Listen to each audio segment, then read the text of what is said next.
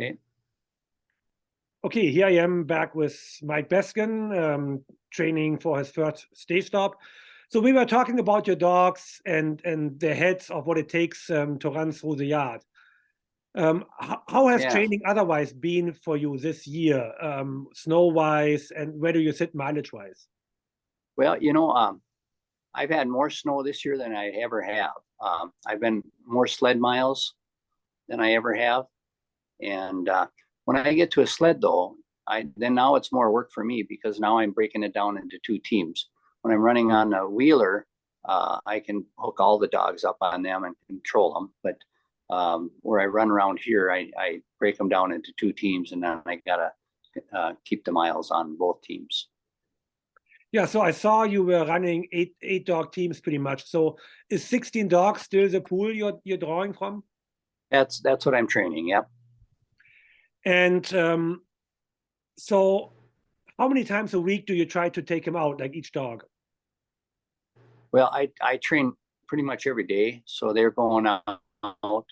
Um, Depending on my schedule and how I train, they might run 2, 3 days in a row, and then have a day off or 2 days off, or every other day. So I just kind of I bust it up a little bit and try to get them prepared for this race of running 5 days with a day off and then 2 more days.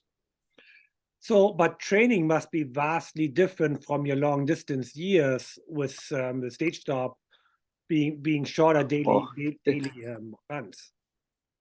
yeah, this is a breeze.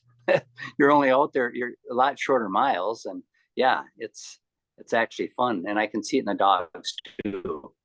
And all my dogs that my 16 dogs, I were all born at, I raised them, I trained them all. Last year I ran the same dogs, and every one of them are my dogs. So no outside influence at this time. Oh, nice, very nice. Well, Buddy Streeper a couple of years ago said that once the stage stop distances became shorter, that it was much nicer to train for and having another life outside of dogs. And that's what I always felt with the long distance I used to do. By October on, you really don't do much else. And so, yeah, that probably must be very nice for you also this year. Oh yeah. It's enjoyable. And last year I trained for the John Bear Grease and the Midnight Run. So those are continuous races. So you run, rest, run, rest, run, and so it's a little bit different training. You got to get the dogs conditioned in 4 hours to get up and run again. And now it's like, oh no, we're not getting up again. Go relax and enjoy. So who will you have traveling with you? I got a buddy of mine. His name is Dean. He helped me the last couple of years. He retired at a young age. He worked in the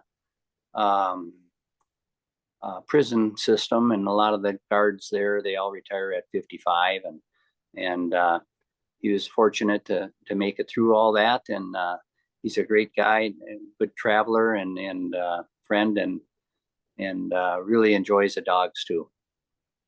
So, and after stage stop, I saw you going to the midnight run and then the copper dog. What is that midnight run? I have to admit, I don't know. So I won that last year. It's a 8 dog. You run 50 miles, you rest for 5 hours, then you turn around and you come back 38 miles, I believe it is, and then you're done. So it'll be a little bit different. I think most of my dogs, I don't have a lot of old dogs. I have 3 6-year-olds, and the rest are 2, 3, and 4-year-olds. And they all raced with me last year. So I don't think it'll be a big deal for them to rest the 5 hours and get up and go again. And then the copper dog gets even longer yet after that. Yes. Now they did change the trail a little bit again this year. So that's a 10-dog pool. And you can race up to 10 dogs. So if you wanted to start with 8 or 9 or 10, whatever, that's up to you. And then I think the first leg this year is going to be like 45 miles, let's say. And then the second leg is 38, I think, and then the third leg is 45 or something like that. So I've done that race since the inception. I think I'm the only person that has done that race every year. It's a great race. The communities around there really, really do a wonderful job.